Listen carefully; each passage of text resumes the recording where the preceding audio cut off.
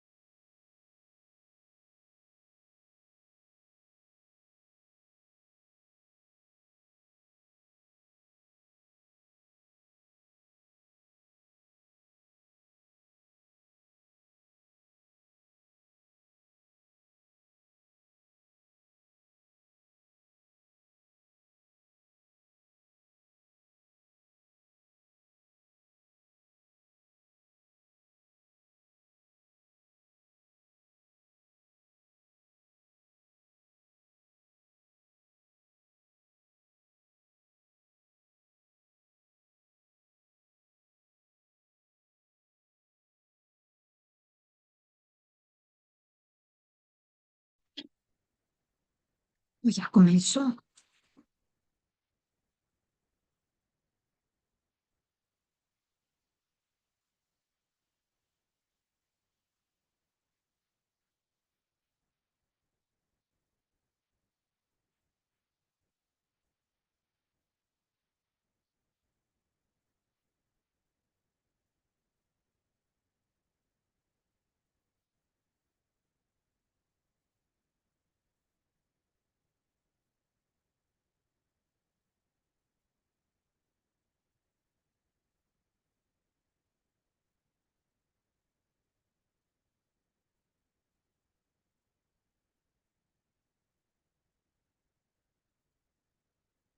Diciendo que en 45 se van a unir. Dame el, Métete en mi correo electrónico, papi. ¿cómo? Ponete allá en tu carita. Ahí abajo dice Ana Cruz. Ahora ahí dice Sí. Zoom. Ujú. Ahí está Join Meeting.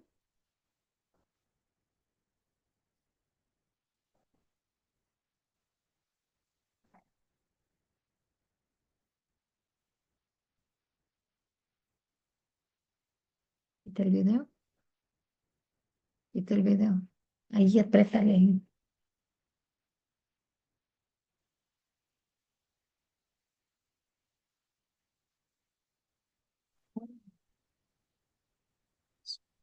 Empezó.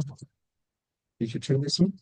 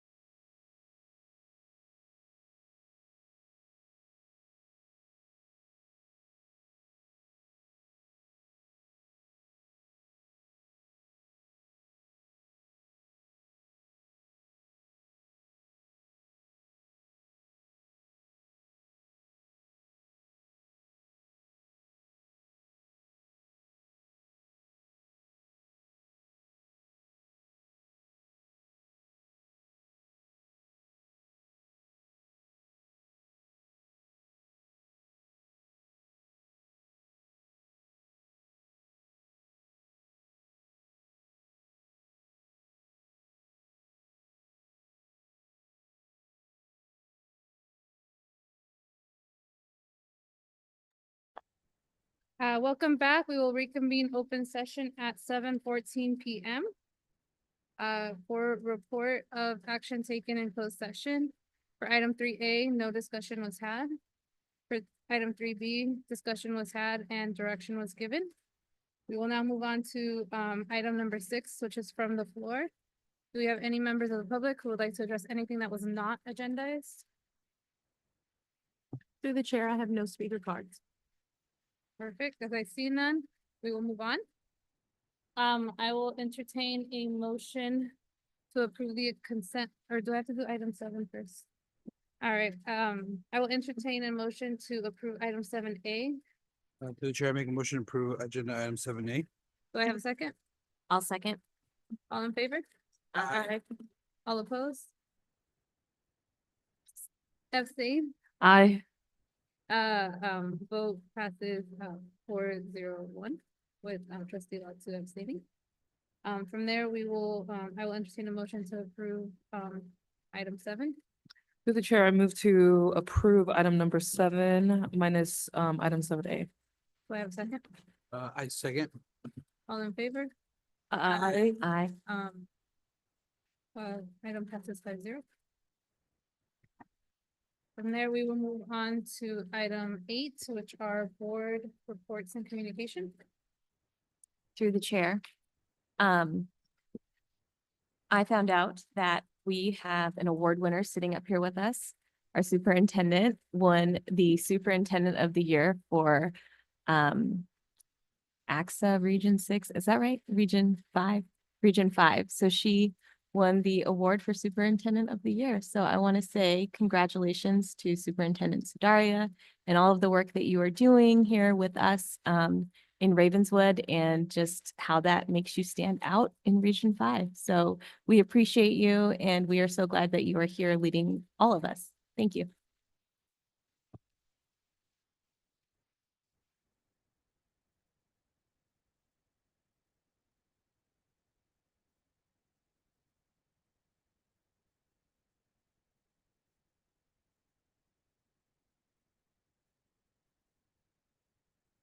Through the chair, I have a board report. The San Mateo County School Boards Association had a training earlier in January. As you know, I am the rep for Area 5. No, so definitely, it's not an award, it was a training. But of course, there's a robust conversation going on about universal preschool, as well as some local funding coming down the pipeline. And I will keep everyone updated as we meet. Thank you.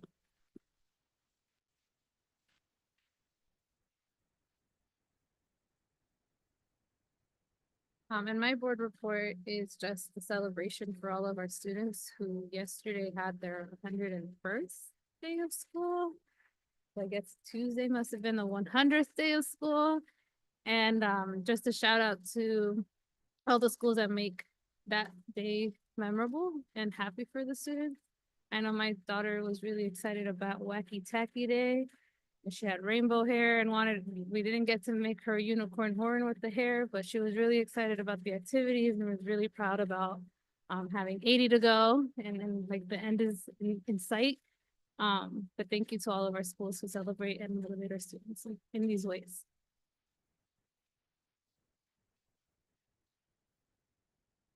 I keep going. From there, we will move on to item number 9, which is our middle of the year vital signs presentation. Actually, I'm so sorry. yes, sorry. One more thing. I just wanted to give a shout out also, since we were giving shout outs to the Ravenswood staff who were just at a convening on Stanford's campus called EdTech Remix, where it's bringing together educators and EdTech designers and VC funders to think through equitable frameworks for EdTech design. And so we had some folks there in attendance from Ravenswood, Solomon and Austin. There we go. Austin, so who are representing us well with amazing feedback. When y'all left, we got a ton of folks who were coming up to me because someone called me out and said that I was a trustee, and they just wanted to express their gratitude because they were getting great perspectives from y'all about what folks are looking for when they think about procuring and purchasing educational technologies. So thank y'all for being there and great work representing the district.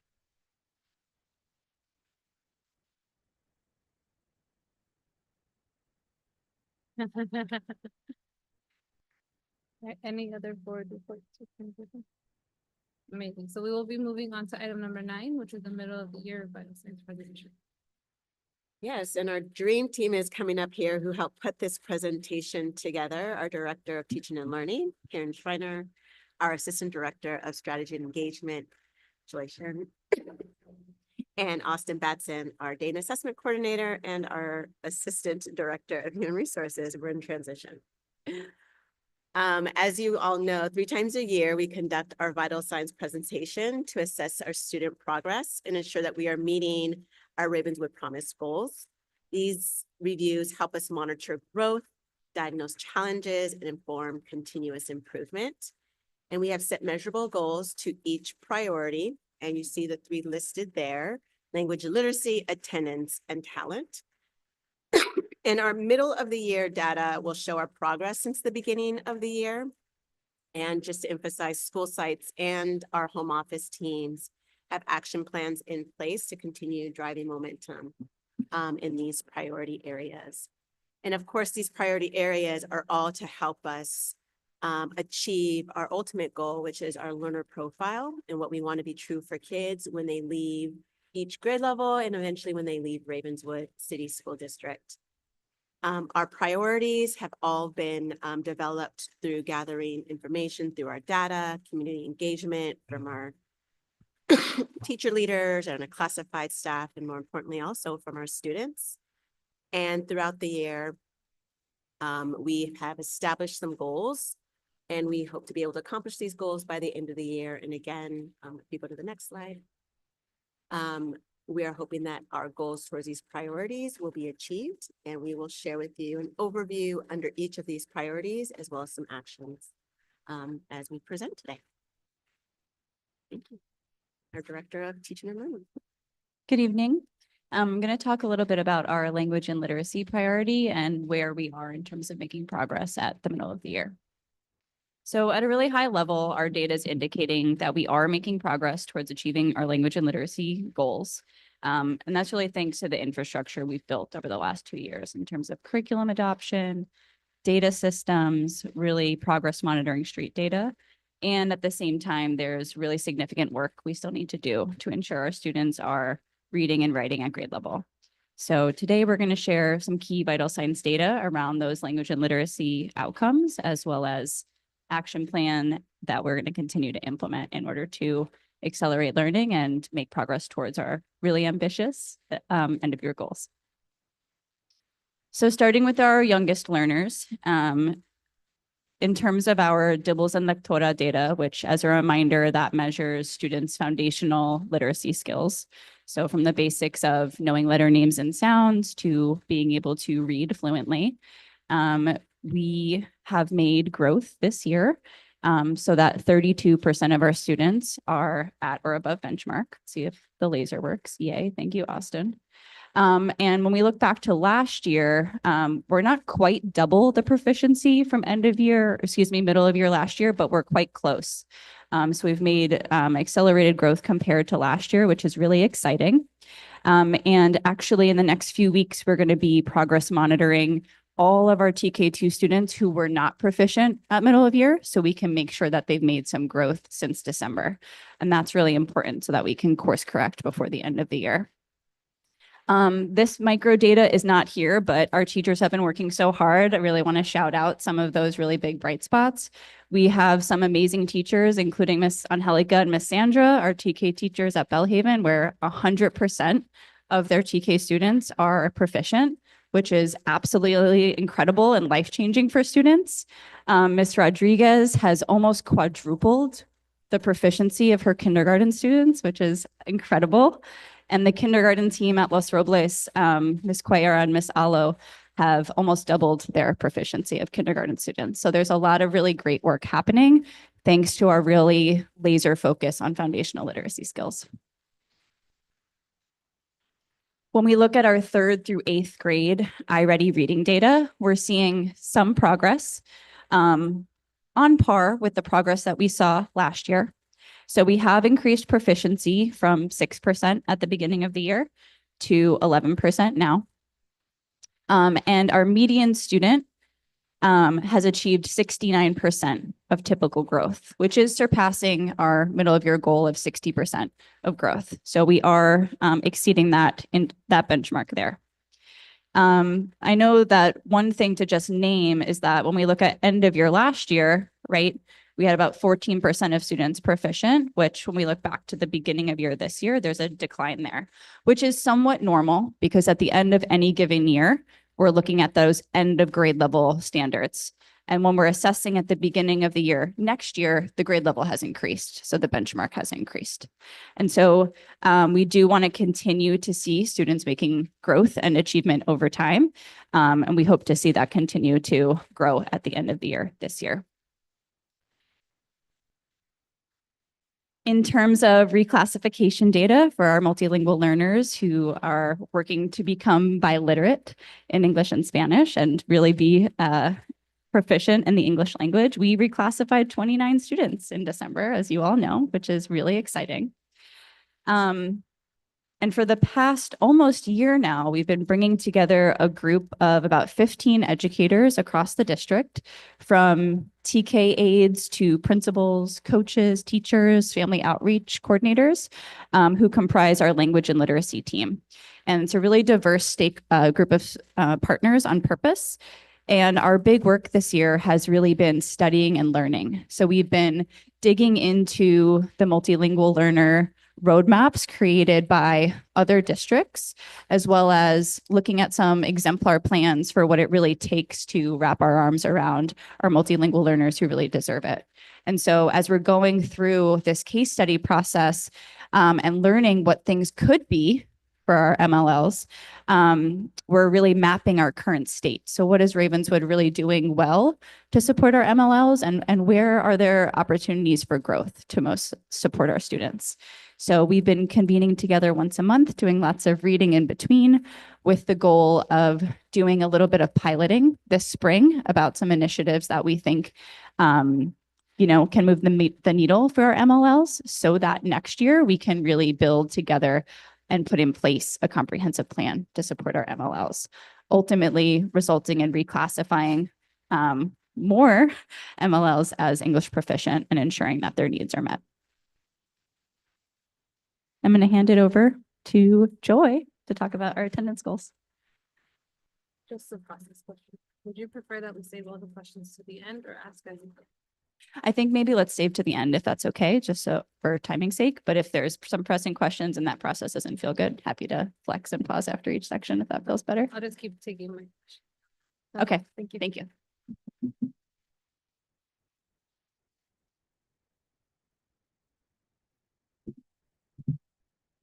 We're going to move to attendance because, as we know, being at school is a precondition for students to learn at school. And there's some really exciting highlights here to talk about. So high level, our data shows that we are making meaningful progress on student attendance, both from average daily attendance rates and in reducing chronic absenteeism, which is really exciting. Because attendance is a key lever for student growth and making progress on our outcomes.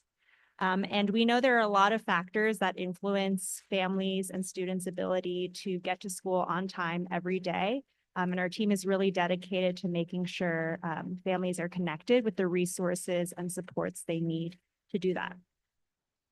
So when we look at our average daily attendance rates, this chart shows average daily attendance at this same point in the school year for the last several school years. So this is about 88 or so school days in when we pulled this data.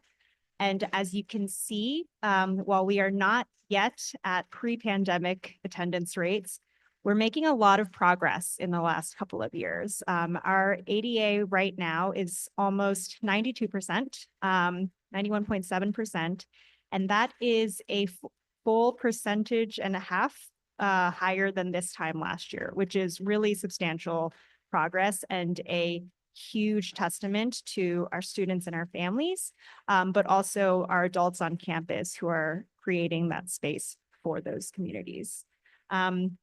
We set a very ambitious goal for the end of the year of hitting 95% attendance rate, which would have been kind of our pre-pandemic high point.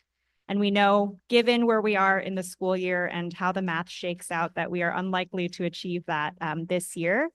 However, we are continuing to commit to that 95% goal for trimester 2 and trimester 3, because we think it's really important to hold ourselves to that high bar that we know we can achieve.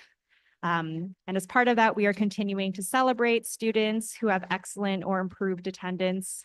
Each of our schools is doing their own unique initiatives based on their data as well.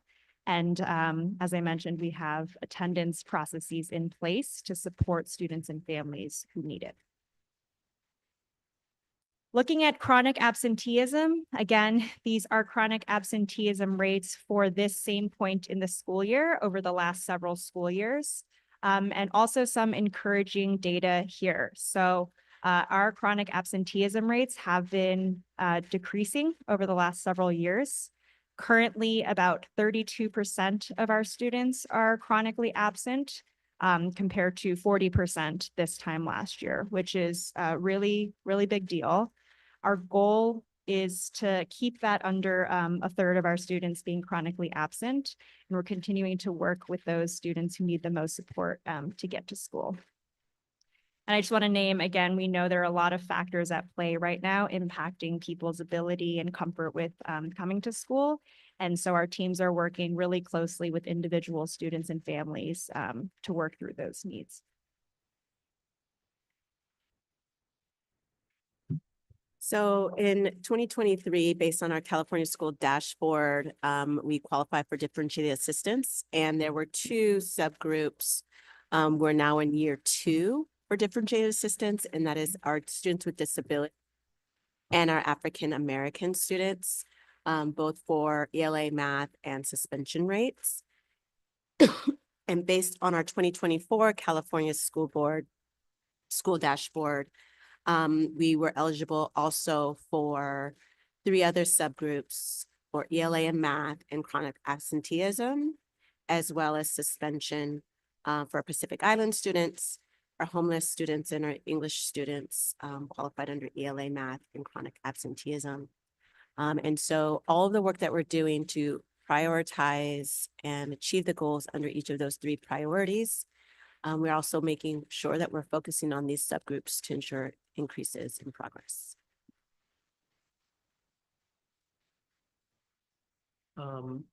It's exciting to be coming to y'all for the first time as the Assistant Director of HR, Talent Development, Recruitment, and Retention. So very excited to be here to give you a quick update on where we stand with our 3rd big rock of talent.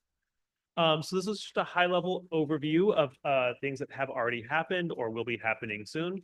But our big takeaway is that we believe that developing our staff is the key lever for driving student growth and outcomes. So we're focusing on our goal setting meetings, our goal setting this year, and through growing actionable feedback for all staff. Some of the really exciting takeaways we have right now are a walkthrough and feedback tool that has been developed to streamline communications to teachers and coaches, supporting teachers with targeting specific skills in classroom management or rigor. Additionally, looking forwards to our recruitment and retention efforts, we revamped the application process and touring some of our school sites. We are working to increase placement and partnerships with local teacher residency programs. We have started having, our principals have had stay conversations and exit interviews with all of their teachers at their site to really understand what's going on. We've sent out anonymous intent to return forms. And there are greater staff connection opportunities that are being developed. So just wanted to end all of these 3 big rocks: our language and literacy, attendance, and talent. Those are our 3 big foci this year to help us achieve our Ravenswood promise. And I think I just stole Gina's slide. We all hold the Ravenswood promise, so carry on, Austin. Thank you.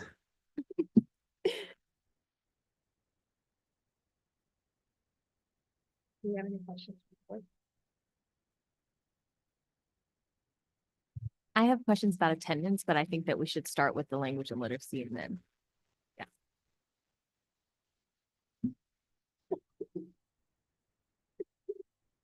I know I have questions, but does anyone else have questions about the language and literacy?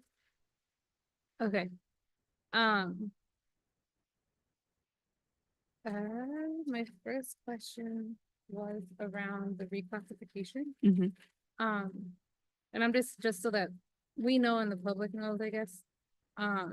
If 29 students were reclassified, I guess in the future, or maybe we can do it like in one of our like meetings in one of our subgroups. Can we see a breakdown of how, like, what the district is, like how many already are fed, how many of them already initial, you know what I mean? Like just a breakdown so that we can see the progress that's being made once they get reclassified. Definitely. Because 29 out of how many that, like what percentage is that, Mhm. would be nice to track. Yeah. Thank you for so that feedback. Yeah, that was my question there. And then, or suggestion maybe. And then, in the initial, slide number 7, which Mhm. is your overview. Mhm.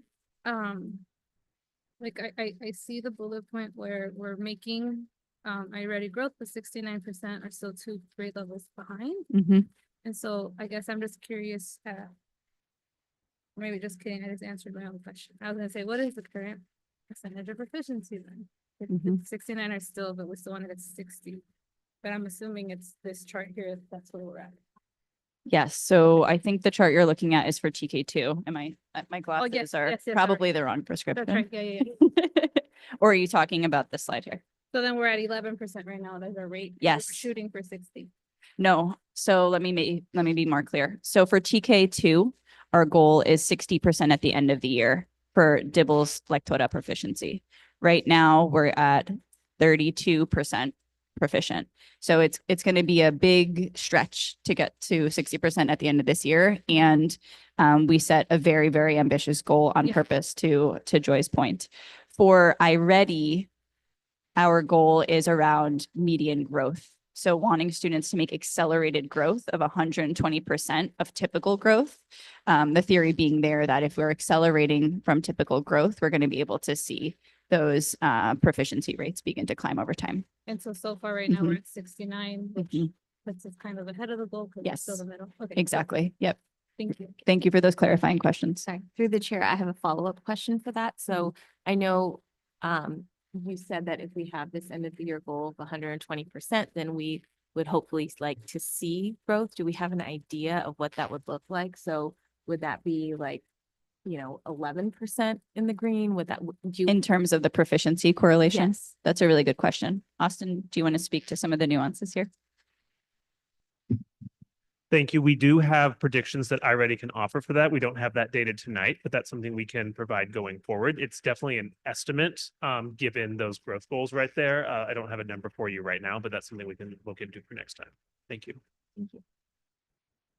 Through the chair. I'm kind of wondering what the rationale is behind the actual metrics, like the goals, the numbers. Mhm. And like sort of what's really holding us back from meeting those Mhm. specific numbers in order to know what to change, like going forward. So Mhm. for this, Mhm. and then also for attendance, right, which we kind of said we probably won't reach. Mhm. Do we know why we're not reaching those? And I know they're also reach goals, but I also know they're not out of reach goals, you know what I mean? So Mhm. do we know why we're not hitting those? Sort of let me check my understanding for your question. You're asking our ambitious goal at the end of the year for students in grades 3 through 8 on iReady reading is to make 120% of growth. Your question is, why are we potentially not going to meet that goal? What's holding us back from it? Mhm. Or So- like the 95% for attendance Yep. as well. So I'll speak to this part and then enjoy if you want to share around attendance. The good news around growth for iReady is we're on track right now to meet this goal because our middle of year goal was for the median student to make 60% of growth. And right now we're at 69% of growth. So in terms of growth, right now we are on track to meet that. When it comes to achievement, that's different, right? So we have right now 52% of students in grades 3 through 8 who are 3 or more years below. So if I'm an 8th grader, that means if I'm sitting in somewhere within here, I am at somewhere between a 5th to a kindergarten level, right? Because the iReady metrics is 3 or more grade levels below. So even if I'm making accelerated growth and I make 2 years worth of growth, I could still be represented within here because that we do have groups of students who have really significant gaps in their learning that we're working to close. So our students who are 1 year below may be there by the end of the year. And that's where we're seeing some of this proficiency grow. But that correlation, there's not a super, while Austin said, that's a prediction of what we could see in terms of proficiency at the end of the year, it's not a concrete because if we're trying to make up so much ground, we have a lot of ground to make up year over year. Trustee Shabomhin, did we answer your question though?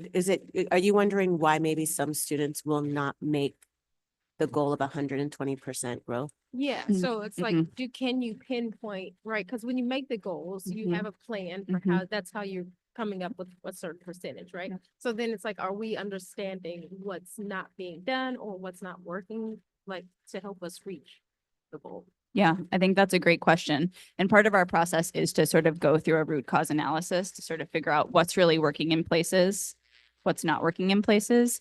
For our students who are growing, we have thoughts about why that's happening. So when we disaggregated the data by particular grades or by particular interventions students are getting, in the middle school, for example, their 7th period intervention block, students are making exponential growth on iReady. I'm talking like 250% because they're getting the exact intervention that they need. So I think the work we need to continue to do is to really do that deep dive for the kids that aren't working so we can continue to better understand that and then address that through spaces like professional learning communities and professional development and coaching.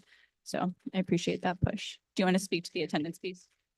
Just going to add, a lot of that work happens at a more micro level than when we look at vital signs data, which is district wide. So at specific schools and specific grade level collaboration time, they're looking much more closely at individual students to understand what's working, what's preventing some students from reaching the growth and proficiency goals they want to. So it's hard to see that from kind of this overview look, but that work is happening in a lot of other spaces as well. So do you have that? Like, can you share that with us? So like, if you're looking, right, Mhm. going nuanced and zooming in, like, do you have and say, okay, these are the students that are doing X, Y, and Z, and then they're the ones making progress, and we're assuming it's because of these reasons, and these other people are doing this instead.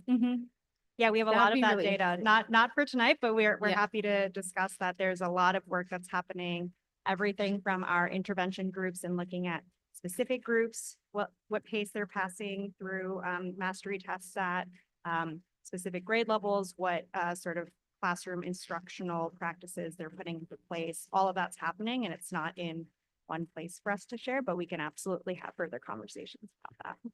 I would also add that when we came back from winter break, sites, principals and their coaches and VPs led and facilitated conversations around what the middle of the year data was informing them about instruction.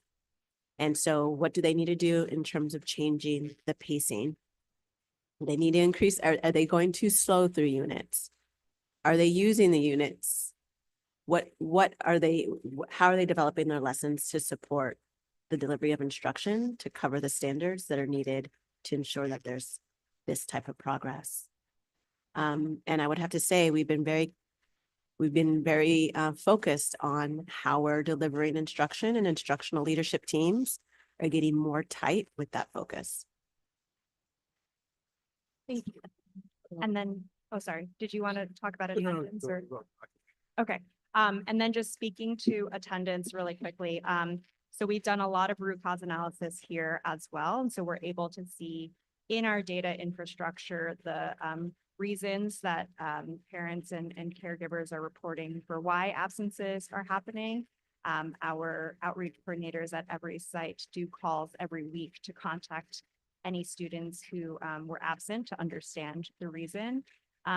And I think the real challenge here with attendance is you can't get extra credit in attendance. So the max attendance you can have is 100%. So even though we had over 500 students with above 95% attendance in the first trimester, we're still not going to be at a 95% goal because there's a lot lower you can get in attendance rate, but you can't get higher than 100. And so really targeting the root causes for our most chronically absent students is it's not an easy problem to solve, a lot of structural challenges, but that's kind of the slow and nitty gritty work that we're also partnering with the county to work towards as well. Thank you. The chair, I'm trying to, I think I'm trying to formulate a question just to understand what I'm grasping. And for context, I'll just say that my mother has gone through like a lot of health challenges like in her life, and currently actually now going through a lot of health challenges right now. And so I've been to a lot of doctor's appointments, you know, and the vitals, right? The vital signs. The first thing that they're doing is checking vitals and trying to figure out what's going on and identifying problems and then bring solutions to whatever the problem would be. And, you know, maybe like a month ago, you know, I remember sitting in an emergency room with my mother, and they're like, we're gonna try a certain treatment and see how you respond to this. And then after a couple hours in the emergency room, they're like, you're not responding to it, so we're gonna try another treatment. So I guess I'm saying that to ask, as far as teaching learning goes, you know, you mentioned maybe in that 50%, there's an 8th grader who is 3 years below or even more. What's your process look like or your timeline look like, from my understanding?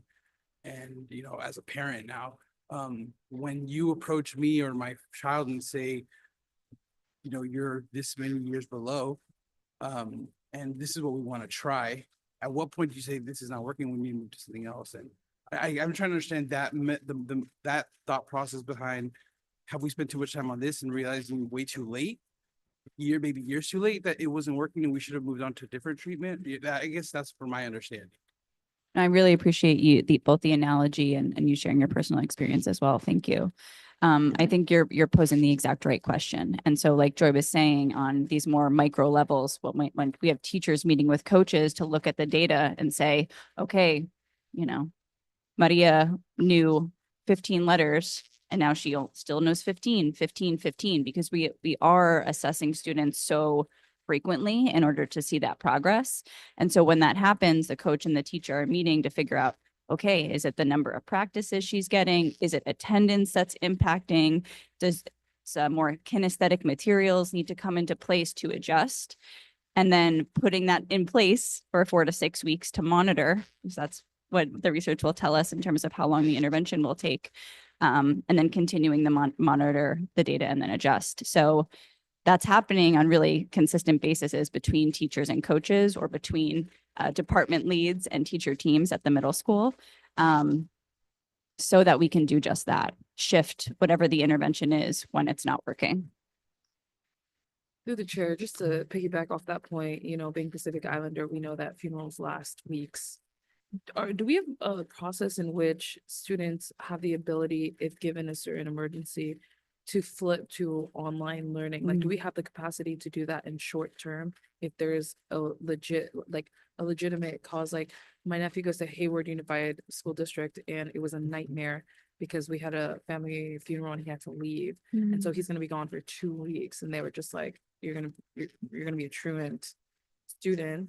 But is there a way that we as a district can think about this thing, given our demographics of who we serve in this community, to be able to offer something like that, where like, if we know a student's going to be out for a month, we can do online learning and get that attendance so that it's not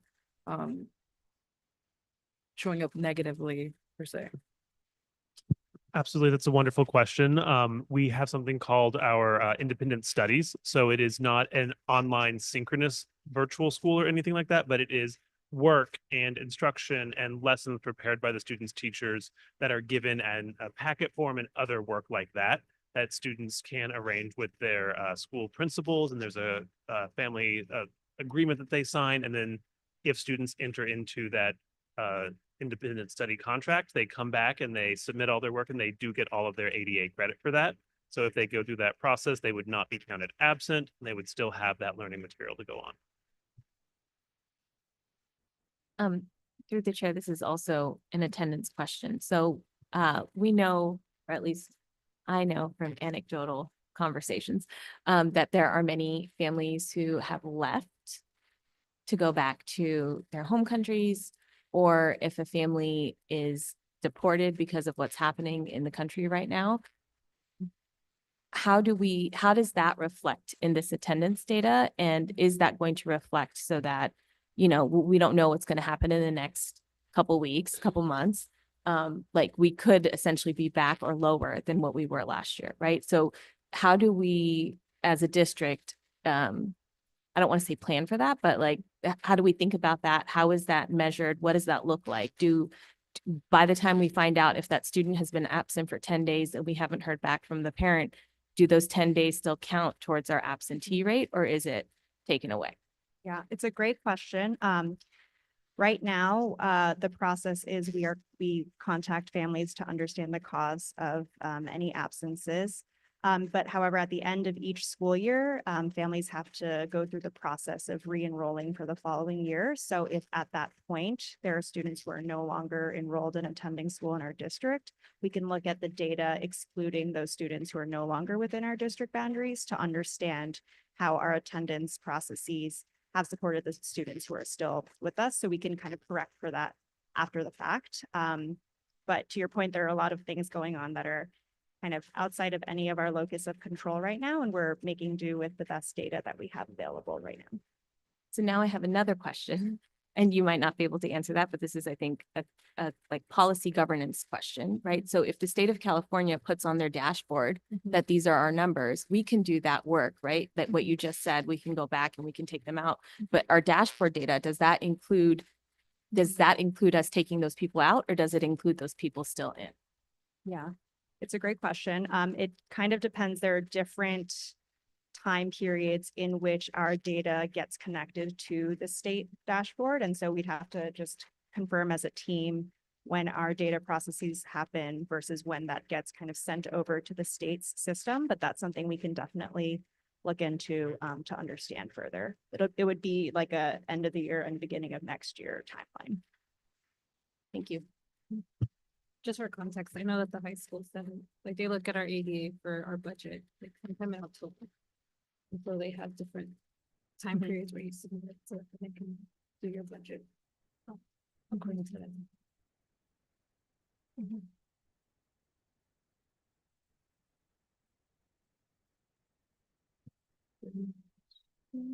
For attendance, I had one, and this is just like another personal one. In terms of chronic absenteeism, I'm just wondering, I know that in the weekly memo that you send out, Superintendent Sudaria, you break it down by grade level. And I'm wondering if in the future we might be able to see that. I know we condensed this because there's been times that this presentation goes very, very long. And so I wonder if maybe that's just something we look at in committee. And then just being, I know Joy's probably the most creative person around in this anyway. There's like class challenges, like, hey, 8th graders, can you be 6th graders, or hey, kindergartens, can you know what I mean? Yeah. Like, to try to increase whatever grade it is that we're having problems or like potential problems in. Or Totally. And I think if we break it down by grade, it might be easier to try to. Yes. pinpoint So we what- do have a very exciting live attendance dashboard that does show by school and grade, the attendance rates for the past week. So you can find that on our website. I think if you just go to the Ravenswood Promise webpage, there's a tab that says attendance dashboard. So that updates every day, and you can see yesterday's attendance and kind of the week at a glance for all the grades. Schools are actively using that data right now to plan challenges. For example, Castaño has their Cougar Attendance Cup, and every week they celebrate the classes with the highest attendance rates with, I think it's popcorn, maybe? Popcorn or popsicles, so really exciting. Or you can win, cash to the student store at some of our schools. So I do want to shout out that our staff are doing a lot of really creative and data-driven initiatives right now. It is a tough challenge that the whole county and the whole, state is facing, but we are looking at our data and we are doing things. So shout out to the school teams for that. And please check out our dashboard because we're excited that it exists. Yeah, and I've seen that in our weekly memos, so thank you for that dashboard. I just wonder, how much of the attendance is being communicated to all parents at large? To try to incentivize and motivate them to keep going.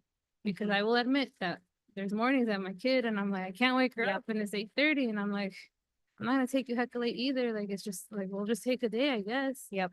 Yeah, I know. So, but as a parent, like, y'all should be pushing me too, and maybe by showing this data to a little more public, it'll incentivize more parents to be like, no, like, we gotta go.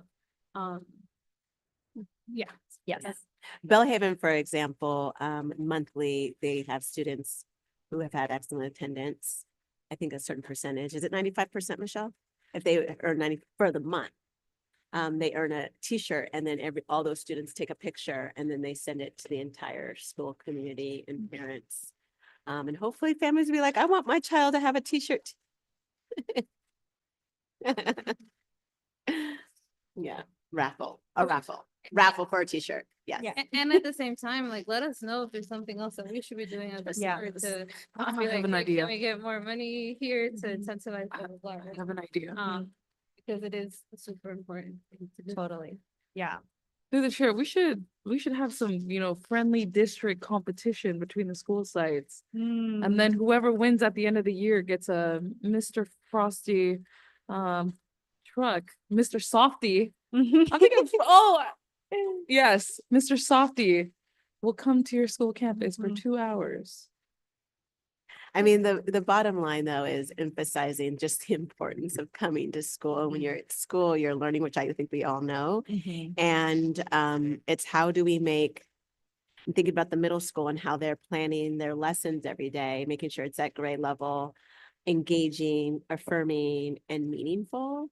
And how can we ensure that a child's day-to-day experience is something that they look forward to coming to? And Yeah. and this is my last point, I'm on the celebratory bus right now.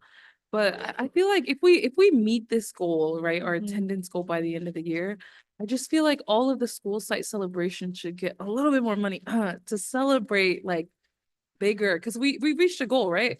A lot of the times when we look at our vital signs presentations, we see these data points that we want to aim for, right? But when we achieve it, I feel like that's a great milestone to celebrate. And I feel like the people that should be celebrating are the people who we're collecting data from. So just a thought, like, sprinkle some extra funding to these end of the year trips. Yeah, Will, looks- sound great. You can just balance the budgets, just project it for now. Thanks. Through the chair, I actually have a question about the independent studies program. Is that only open to students under certain circumstances, or is it also open to students who might have missed 2 days? And then they can sort of make up with that work? It is typically something that is planned for in advance. So when there's going to be a reason that you will be absent, if you will be, out of town, if you have a medical condition or a family situation, it's so that those packets can be prepared in advance. And then upon your return to school, the student has to have completed all of the work in the time that they were absent. And is that because that's just what we've decided, or is that based on? It's ed code policy. or Yeah, something? it's policy. And we used to have the virtual, I think this addresses trustee Latu's question about flipping to virtual. And there's no longer policy around that except for cases like medical and or disciplinary. So it no longer exists for us to just have students be on virtual learning. But if it wasn't planned, but it happened and I was gone again for 2 days. You would start, I think you would talk about you would investigate the circumstances. The initial days probably would not fall under independent study, and you can plan from a certain day on. And I'm just asking, just from the very pragmatic view of like, how do students make up work just for their own selves? Like, I hated missing school because I felt like I was always so far behind. If you missed a day or two, particularly like high school, don't even talk about college, it's over if you miss two sessions. But at the same time, as a parent, you would hate me as a parent. With just how I feel about like living your free and meaningful life. And sometimes there are things that happen that take you away from school. And so, so not just thinking about attendance because, you know, for whatever our purposes are via policy, via what we believe about learning at school, but just from the student's own perspective of, I want to make sure I'm keeping up with the work, or I want to know this, like, what are their options? And then can they get credit for that? Or how do we facilitate that with them in a supportive way? I just wonder if we could push a little bit, but I don't know. You know, I like push. So, so yeah. Through the chair, just to piggyback on what trustee Shibomihane said, is this something that we can direct to the teaching and learning subcommittee to think about? I think it's a really important conversation. I think it could be an area that we could improve on as a district.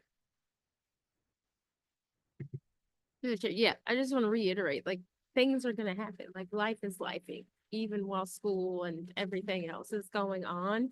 So whenever we're looking at these numbers, if I ever ask any questions, it's definitely not coming from a place of like, oh, what do you need to be doing something better? No, because I know on the other side at home, like, when it comes down to A or B, a lot of times school is gonna see its way out, because I need to get A done. So, just recognizing that as we're goal setting and planning, but at the same time, being in communication with parents to say, oh, what's going on? But then also extending that opportunity to make sure they're caught up and feeling good. And then if it can also count for ADA, that's even more of a blessing. So if we want to think about things that we want to push to the state level for reform, I'm down. I don't think I'm on that committee, but I'm down.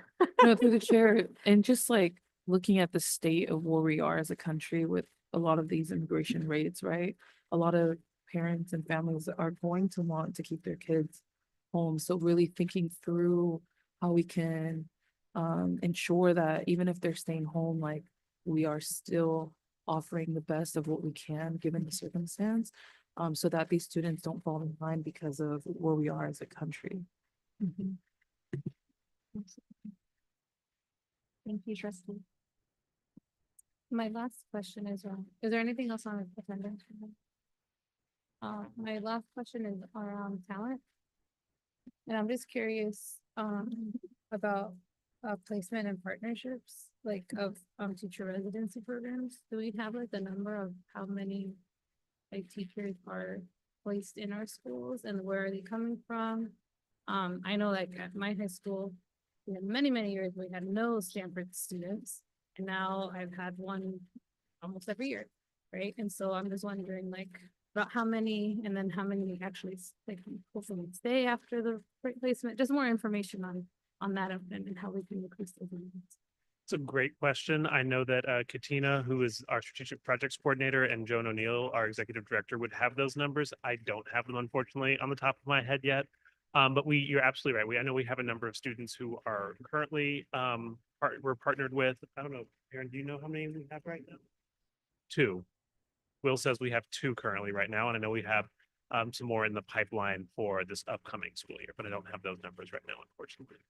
Okay, so then maybe in our committee meeting, can we explore like, why aren't we getting matched with people? Like, oh. Yeah, Oh, we definitely are getting matched from Okay. the different programs. And actually, a couple of principals in here have student teachers at their sites. Yeah. And we are hoping that they continue in our district. Oh, you meant to stayed on after their program? Sorry, then we have 2 now currently, and Katina has taken the lead and done a really great job of kind of revamping the agreements. I think the board actually approved an agreement with Marshall at the last meeting. I think the goal is to have 2 per school site. I think in the past I think you kind of alluded to this. It's gone through sort of ebbs and flows where we have teacher residents, it doesn't work out, the programs kind of fade a little bit. I think next year we're hoping to have 8 across all of our school sites. That may be wrong, but I think it's a lot more than we've had. Yeah. And I think that's through Marshall, Alder, and Step. I think the board's approved agreements now with Marshall, and Alder and Step are coming. But it is going to be a lot more holistic. I think we did a much better job this year on a couple of things. One is engaging with teachers earlier about why to have one, how to get one, getting principals excited about it. And then two, I think we've had weaker teacher residents in the past, frankly, because we've been involved in the process later in the game. And so the people who are around at that stage aren't as good, which makes a less compelling Reason for partnership. teachers to have to train them Teachers don't full want to do year. it. And so we've tried to be much more aggressive earlier on in the process so we can get the creme de la creme. There we go. Wanted to say that all day. Into the process earlier, which I think will make for better residents and make people want to stay with us because they're going to be better teachers. I do think we're going to have at least one or two of the two teacher residents we have this year come on staff next year. Thank you. We're also building teachers within, so our classified staff who are instructional aides are also pursuing their credential. And we actually have a teacher aide that's going to be a TK teacher next year. Any other questions? Amazing. Thank you all so much. We will now move on to item number 10, which is our consideration to approve the disclosure, or I guess I don't have to read it, but item number 10, because we want to hear the sunshine with RTA negotiations.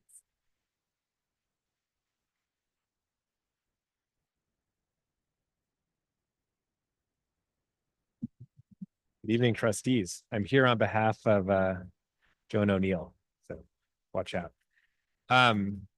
We're pleased to present with our colleagues from RTA the consideration to approve our initial proposals for this round of a full contract revised. As you may recall, every third year or so, we reopen the entire contract for negotiations as opposed to just a couple of sections. This is one of the years where we're exploring not just a couple of sections, but the full contract. We're really excited to partner with RTA on reviewing multiple sections of the contract. I think our goals are aligned in a lot of this, and I think we're excited to partner together on a couple of key sections and working on making them a little bit more consistent with existing practice, strengthen the partnership, and also maybe clean up a little bit of outdated language among some of the other things outlined in our respective proposals. Go ahead. So RTA is excited to participate in this interest-based bargaining where it's a lot of conversing and not at each other. And we've surveyed our members to see what members think about or what language we should change, what we should talk about. So we're excited to start next week. Any questions? All right, I will entertain a motion to approve item number 10. Through the chair, I move to approve item 10A. Do I have a second? Oh, sorry, Tiffany. Are we, sorry, are we supposed to approve item 10A or 10B? Both. Both. Okay, so 10A. Took us to separate. Oh, that's why I said no. Separate. Okay, so I will second the 10A. All in favor? Opposed? All right, item passes 5-0. I will now entertain a motion to approve item 10B. I'll make a motion to approve item number 10B. I'll second. All in favor? Aye. Motion passes 5-0. We will now move on to item 11, the superintendent's report. Great. Very quickly, I just want to let you know that you did not get presented the African American Black History Month proclamation. We are in the process of making sure that we get input from our community, also from our students, and then we will present it to our board, the first board meeting in February. And then Monday and Thursday next week are our promise walks, and so we're hoping that our trustees can join us if you are available. Monday is going to be Belhaven and Cesar Chavez, and Thursday we are visiting Castaño and Los Robles on the McNair, and we'll be able to look specifically at school data and see the actions in play at our sites. 8 to 12. Joy, is the start of the promise walks at 8 or 8 later?